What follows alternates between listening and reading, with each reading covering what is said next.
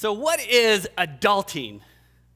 Right? I guess you could say adulting is simply acting like an adult, which you could, look to young people, teenagers, whatever that may be, and said, I wish you act like an adult, but let's be honest, we could look at a lot of adults and say, I wish you would act like an adult. Adulting is being able to take care of those mundane adult responsibilities like paying bills or like learning how to change the oil in your car or change a flat tire. It's knowing how to fold a fitted sheet. Does anybody know how to fold a fitted sheet? So I really thought I was doing some research and I was like, what's the most adult thing I think I could do? And so that was really the thing I thought of. And I was going to bring one up, and I was going to show you how to do it, and it was going to look nice and clean, but I have no idea how to do it. I even looked it up on YouTube. You know how I fold a fitted sheet? Right? There is actually a way, though, but this is adulting, doing things like that. Adulting is knowing how to address an envelope, which I found out this week in my home. That's not common knowledge to the few in my home that we see as millennials. These same millennials, this generation, they're the most educated generation ever, right? There's college courses for everything, and they have technology at their fingertips more than any other generation or all the other generations combined. If there's something they need to learn, there's got to be an app for that. And most of the time, there is. But yet college and technology have failed to teach the most basic skill, how to live like an adult. Right? You won't believe this, but there are actually adulting schools, right? Where young men and women can learn how to manage debt, learn how to unclog a drain, and figure out this whole, what adults do, this handshake thing that adults do, right? I mean, like, that is foreign to people, foreign to young people, and there are schools that actually teach you how to do all those things. It's almost like common sense school. I like that idea. Which I read this, I read a quote about the school that said, the adulting school's first official session took place last week. During their early presentation on time management, a number of 26-year-old attendees trickled in late. In actuality, there are a number of basic life skills that are going extinct. Right? That in our modern world, in the developed world, there are things that are in danger, skills that are in danger of dying out. Skills like knowing how to read a compass. Right? When do you ever have to do that anymore? Knowing how to read a map.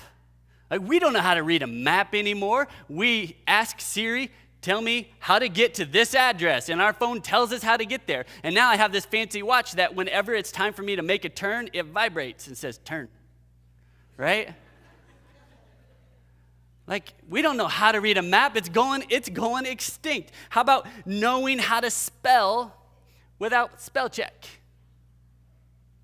Right? That little red squiggly line, that makes us all feel like adults because we spell something right. How about looking up something in a physical book rather than just Googling it or asking Siri or asking Alexa? How about knowing someone's phone number? How about knowing your own phone number, right? We don't even know our own phone numbers anymore because of technology. These things are going extinct.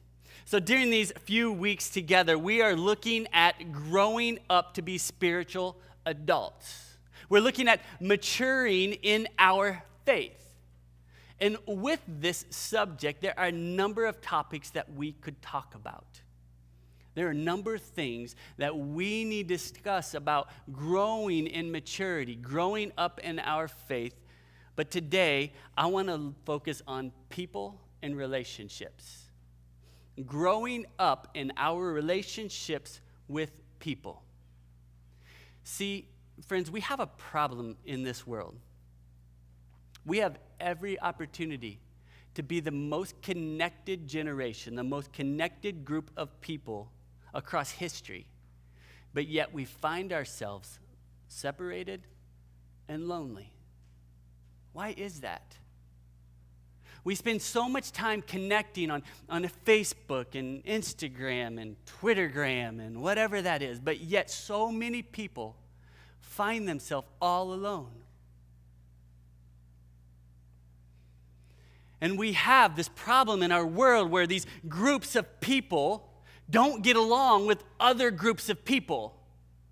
And it seems like people spend so much time and so much energy drawing the line in the sand and saying, I am not one of those. I'm on this side and not that side. So many groups of people don't get along. The other day, Corbin was asking me about the situation with Starbucks. I don't know if you know the situation, but the gentleman that was in there and he wasn't being served and just everything went haywire. And so they closed for a day. He was asking me, Dad, why did Starbucks close for a day? And so I told him the situation that they're trying to teach all the employees about the racial tension that they found themselves in and how that they're supposed to be serving other. And they just did this whole training event. They closed every Starbucks for a training event. And he looked at me and he says, Dad, didn't we deal with this race thing a long time ago? He's like, why is there still racism today? And I'm like, ugh. A 10-year-old saying, Dad, this is dumb. Why are groups of people not getting along with other groups of people? You know, we can talk about race, but we can talk about Republicans and Democrats. We can talk about all sorts of people, NRA people and non-gun people and all sorts of people that we're going to draw the line. I am on this side and you are on this side.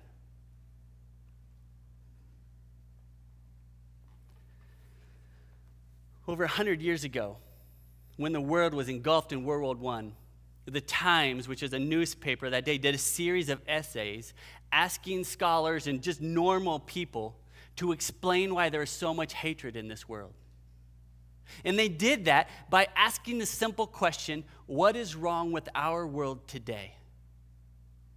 So they asked all of these people, and then they got their responses, and then they published these responses in the paper with these beautiful, brilliant columns. And they got to a guy by the name of G.K. Chesterton. Now, you might not know the name, but he, over the last 150 years, has been a renowned and well-respected Christian writer and theologian. And I want you to hear his entire response to that question, because they got his question and they reported it. G.K. Chesterton wrote in his response to the question, what is wrong with this world, with the simple answer of, Dear Sir, I am. Dear Sir, I am what's wrong with this world. There might be no truer words today about the source of why people don't get along. I'm the problem. And I think it's the best way that we can start this discussion on people and relationships, because can't we all admit that there's something inside of us that believes that we're always right? Right? We have strong convictions or beliefs, and we're like, no, we're right and they are wrong. And it just makes me sick when I look on Facebook and I look at the social media where you see people say those things. That when you stand so high on your soapbox for one thing, you're telling everybody else that you are wrong. And I don't value your opinion.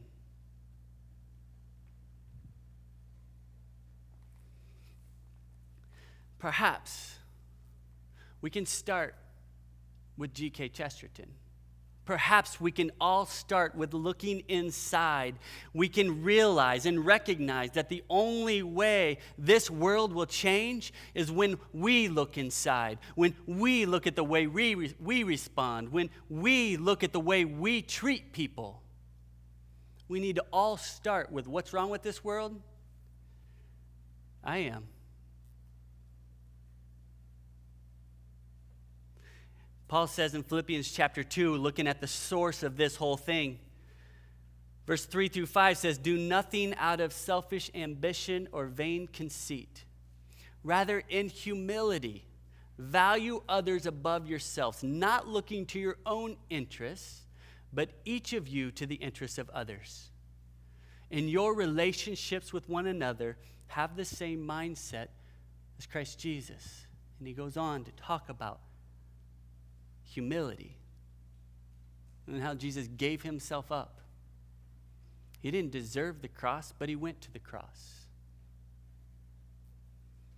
See, at the core of our inability to love people, especially difficult people, people that aren't like us, is selfishness. It is lacking the humility to hear another person's side of things. It is lacking the humility to hear someone else's ideas. And the fact is, we lack maturity in our relationships.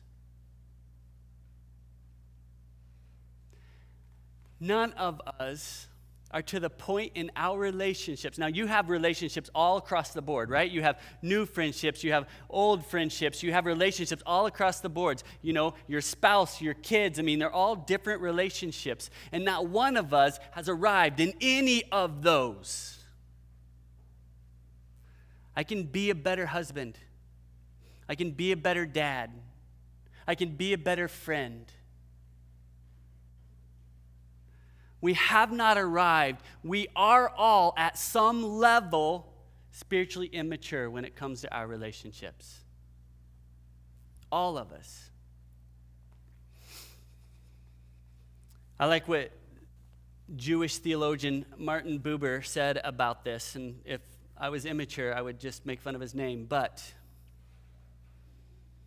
Buber lived in Nazi Germany, and he wrote a book translated into English called I and Thou, right?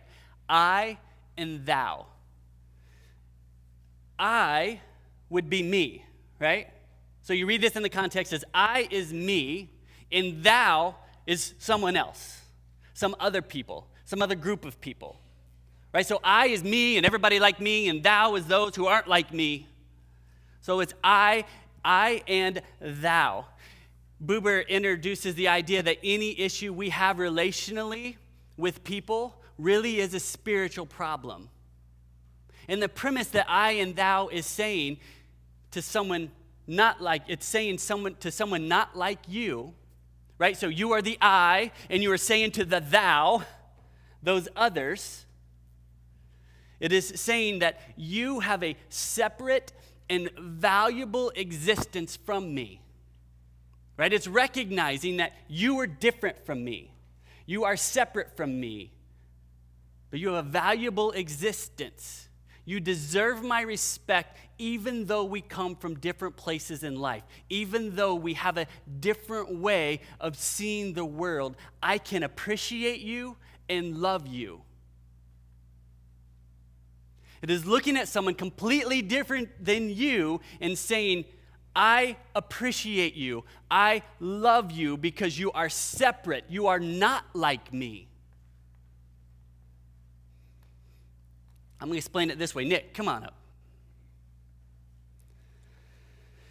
See, I think that we typically, when we meet somebody, right? When we meet somebody, we immediately judge on whether or not we're going to like that person. Right? It's like first impressions. That's kind of the way it is, right? And so the thing that we do is we look for ways that we are alike. Okay, we meet somebody and we're immediately saying, okay, how am I like that person? What are the common things that I have with this person so I can have a relationship? Right? And so, come here, a little closer. How are Nick and I alike? Right? How are Nick and I alike? Anybody have any responses? Well, I mean, he's got it, right? I choose to get rid of it. We're both beautiful people. You can say it's all right. We are. We're handsome. Yeah, we're the same height. Mm-hmm. Yeah, we're the same height, right? We both have a beard, right? So we're alike in that way. What else? If you know us, we both like sports. We're both pastors. That's right. That's good. And now, based on the last few months, we both have children. Mm-hmm. Scary that Nick has kids, but right? So we can, because of those things, we can relate to one another. When I meet Nick and I know he likes sports, I can immediately start talking about football and we can be friends. Right? I can immediately start talking about children and we can be friends. I can talk about being a pastor and we can be friends. But see, here's the deal. Over the course of working with teenagers and then having my own, this is what I have found out. Teens like who they like and they don't like who they don't like. Right? That dizzying intellect, I know. Right? But they have friends that they like because of common things, whatever that may be, and they like them, but there is a hard set line between those they like and those that they don't like. And so I would ask the question, like, have you ever talked to this person? And they're like, why would I do that? I'm not friends with them. And I'm like, what? Because you're human. You're a person. They're a person. You talk to them. And so they'll walk down the hall, right? They'll walk down the hall, and somebody will be walking this way that they don't know. And you know what they do? Or, and we've all done this, and I'm saying this about teenagers, but let's be honest. I'm not just talking about teenagers, right? We'll do this. We'll get out our phone and look busy. Has anybody ever done this? They saw someone coming, they're like, hey, there's nobody on the other side, right? Nobody. But you're just like, hey, well, yeah. So you don't have to interact with that person because you don't know them and you immediately judge that they are not like you. So what if we took the other side of this? What if we looked at, instead of the things that we have in common, we look at our differences? So, how are Nick and I different? What's that? Old and young. That's right. That is so true. I could be his father. It's true. I'm 24. He's 45. Yeah, it's possible. Almost 46. Oh, man. Right? Skinnier and skinnier. Someone else said that earlier. How nice of you to say that about me. Skinny? Skinny? Skinnier. How else are we different? Glasses. Yeah. I don't know if you know this, but I can't stand country music. I absolutely adore country music. Right? If I knew he liked country music, I'd be like, If he played that in our office, I'm out. Right? And he likes that twangy, like, Johnny Cash, Conway Twitty, Loretta Lynn. I don't even know who those people are. All right, so I could, based on that, like, what if there's the possibility that we don't have anything in common? How can we be friends? How can we relate to one another? Thanks, Nick.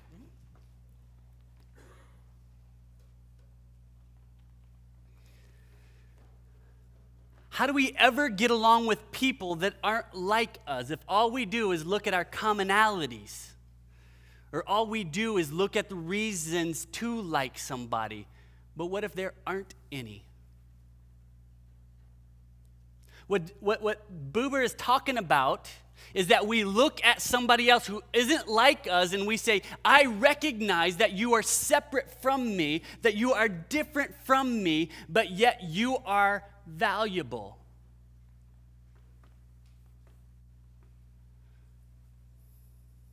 We meet people all the time that have different political views, different religious beliefs, different morals. They're raised differently. They have all sorts of baggage from their past.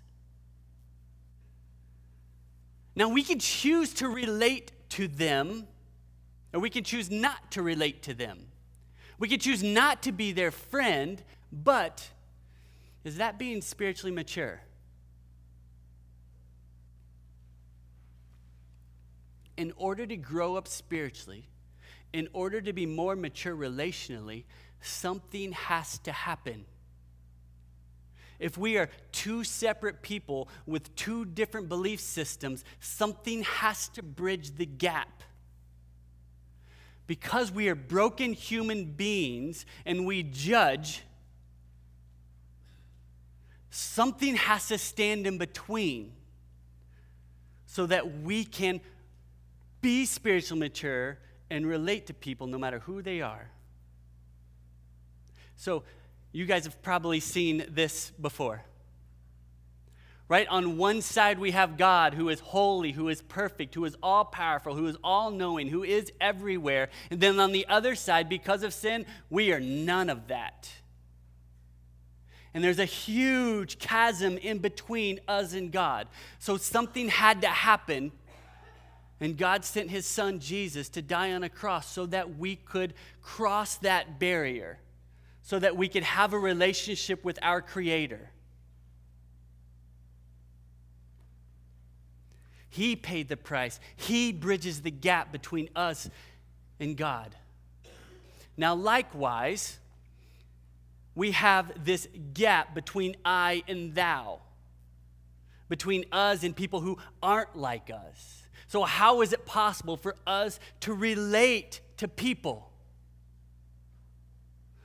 It's only through love.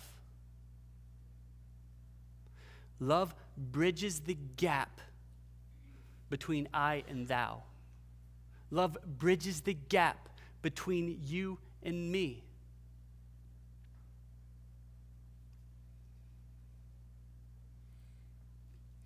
Now this changes the way I read 1 Corinthians chapter 13. We know 1 Corinthians chapter 13 as the love chapter, right? We've heard it 100 times at a wedding. And it gives us a great picture of marriage and what unconditional love is supposed to look like. But I think it goes way beyond marriage. It is how we are supposed to love people, how spiritually mature people are supposed to love people, any people, all people, no matter where they're from, no matter what mess they find themselves in. Let me read in 1 Corinthians 13.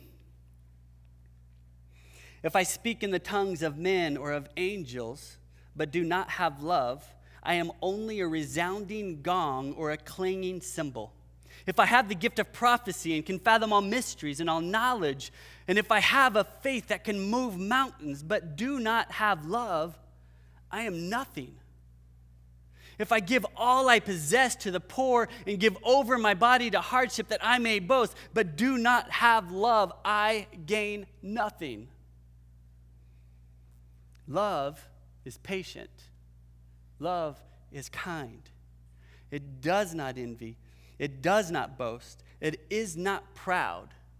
It does not dishonor others. It is not self-seeking. It is not easily angered. It keeps no record of wrongs. Love does not delight in evil, but rejoices with the truth. It always protects, always trusts, always hopes, always perseveres. Love never fails. There are probably a lot of us who could actually quote that passage word for word. But I want you to look at it in this context. We need love that is patient because people will drive us crazy. Right? We need a love that is kind because people are hard to like.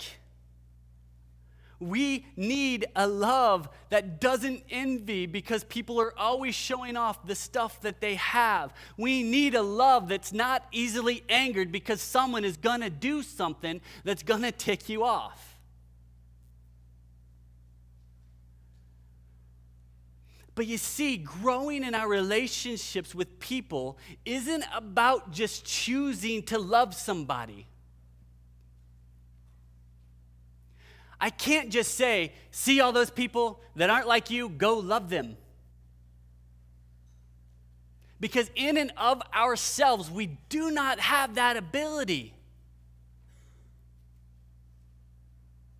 It's about seeing how different they are and then allowing the love of God to bridge the gap.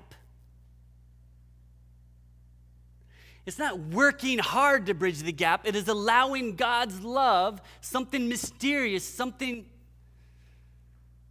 that only He can do to bridge the gap. And I don't know about you, but when I step into a relationship with someone that's not like me, that looks different, that acts different, that has different morals, different belief system, whatever it may be, when I do that, it seems that's when God shows up the most. See, it's easy to love somebody I like. I honestly don't need God to do that. But when I love somebody that isn't like me, it's only God's love that can bridge that gap.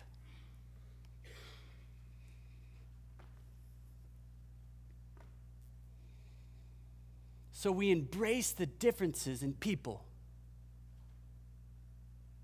We see them not for how we are alike, but how we are different. Knowing that we are two separate people, and we allow God to fill the gap as we grow spiritually, as we mature relationally. So how do we close this thing up? What does this look like practically? I want to give you 3 things. You can write these down for the people that like to write things down. If not, memorize them because you're going to need them. Keep these things in mind when it comes to connecting relationally with people. And it comes from an interaction Jesus had with people most likely that aren't like him. Matthew chapter 9, verse 35 says, Jesus went through all the towns and villages, teaching in their synagogues, preaching the good news of the kingdom, and healing every disease and sickness.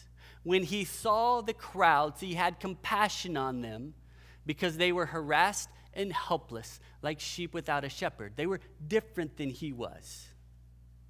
Then he said to his disciples, the harvest is plentiful, but the workers are few. So there's 3 things, and this is what I noticed when I look at this interaction, is the very first thing is that Jesus saw them. I know that sounds simple. Jesus saw them. He was busy, right? He was going from town to town. He was teaching in the synagogues. He was preaching the good news. He was healing disease. He was doing all of these things, but yet when he saw this group of people that weren't like him, he saw them. He noticed them. He stopped long enough to turn towards them. And let me just say, that alone shows value like you could never imagine. Because when you see someone that isn't like you, you know what they know? That they're not like you. And so when you walk by on your phone, act like it, what you're saying is, I don't value your existence. But Jesus saw the crowd that wasn't like him. He stopped, he turned to them, he saw them. My question is your mind or your heart or your schedule too cluttered to see people?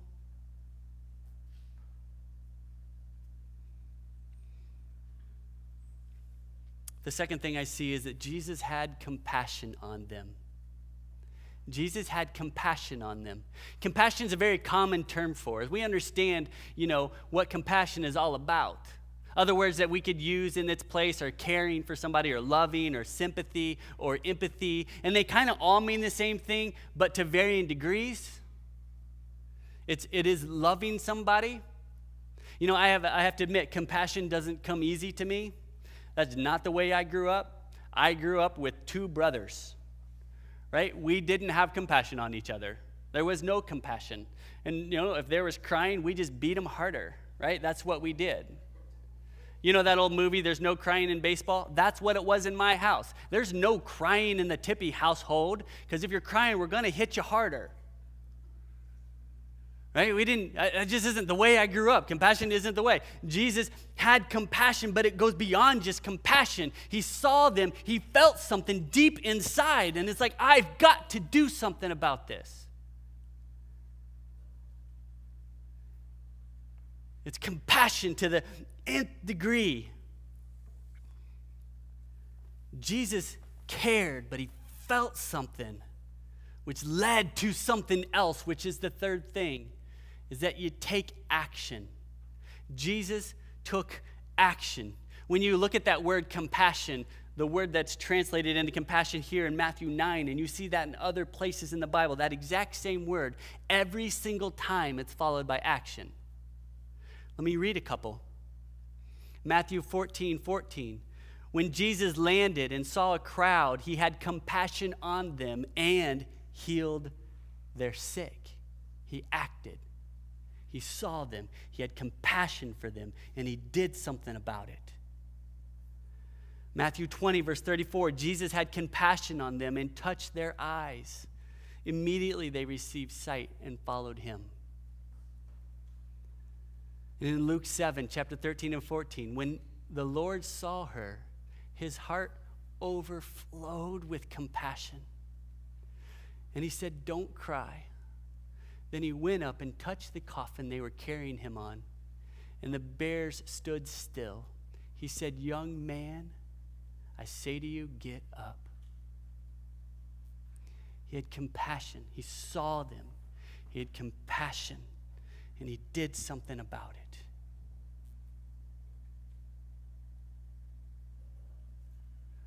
So let me ask you, who are the people in your life that you need to see? Perhaps it's someone that you work beside every day, but you've never saw them. Students, maybe it's someone that you walk by every day, but you've never really seen them.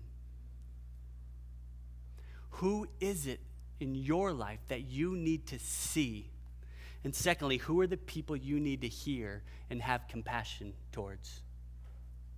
You need to hear their story. You need to hear what's going on in their life and have compassion towards them.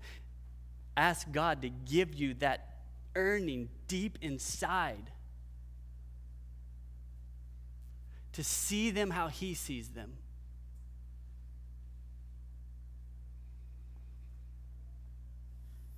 And then finally, who are the people that you need to serve?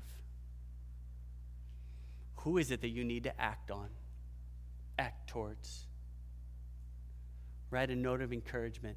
Say a kind word. Give, be generous, whatever it may be.